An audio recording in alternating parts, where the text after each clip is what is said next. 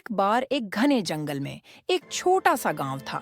इस गांव में रहता था एक छोटा लड़का जिसका नाम था राहुल। राहुल एक जिज्ञासु बच्चा था। उसे अपने आसपास की हर चीज के बारे में जानने की इच्छा होती थी। एक दिन राहुल जंगल में घूम रहा था तो उसे एक छोटा सा घर दिखा।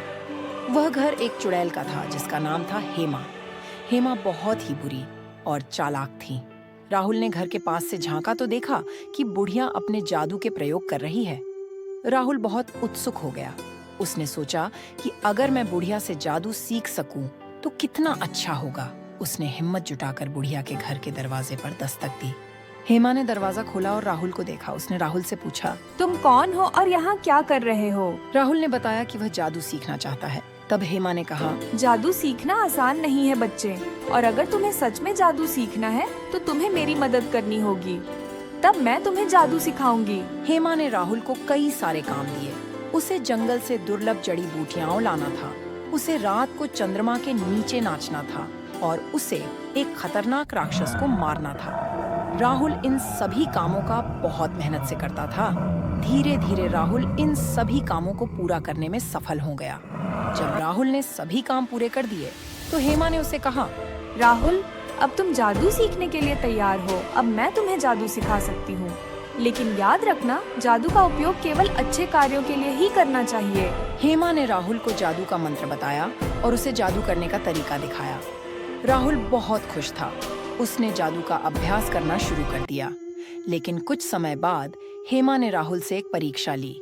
उसने राहुल से कहा कि उसे अपने सबसे अच्छे दोस्त को जादू से नष्ट करना होगा।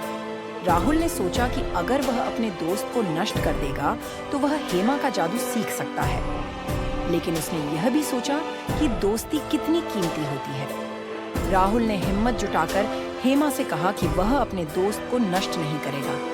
तब हेमा ने गुस्से में कहा, राहुल, तब तुम्हें जादू का अधिकार नहीं है। हेमा ने राहुल पर जादू का हमला किया, लेकिन राहुल ने अपनी बुद्धि का उपयोग करके हेमा को हरा दिया।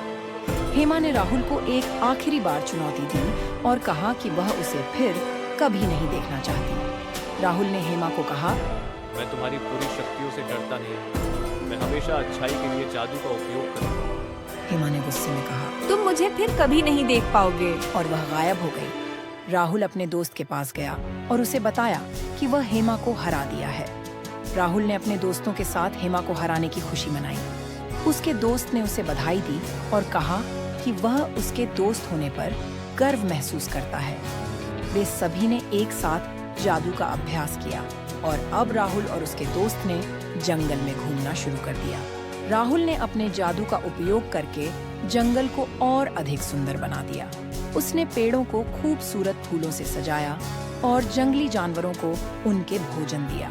गांव के लोग राहुल के बहादुरी के लिए बहुत खुश थे। राहुल ने सोचा कि जादू का उपयोग लोगों की मदद करने के लिए किया जा सकता है और वह हमेशा इस बात का ध्यान रखेगा। अपने गांव में खुशी और शांति फैला दी। राहुल ने हमेशा याद रखा कि जादू एक शक्तिशाली उपकरण है, लेकिन इसका उपयोग केवल अच्छे कार्यों के लिए ही करना चाहिए। दोस्तों, इस कहानी से हम सीख सकते हैं कि बुद्धि और अच्छाई हमेशा बुराई पर विजय प्राप्त करती है। हमें हमेशा अपने दोस्तों और परिवार के साथ खड़े रहना चाहिए और अगर कभी हमारे सामने कोई चुनौती आए तो हमें हिम्मत नहीं हारनी चाहिए।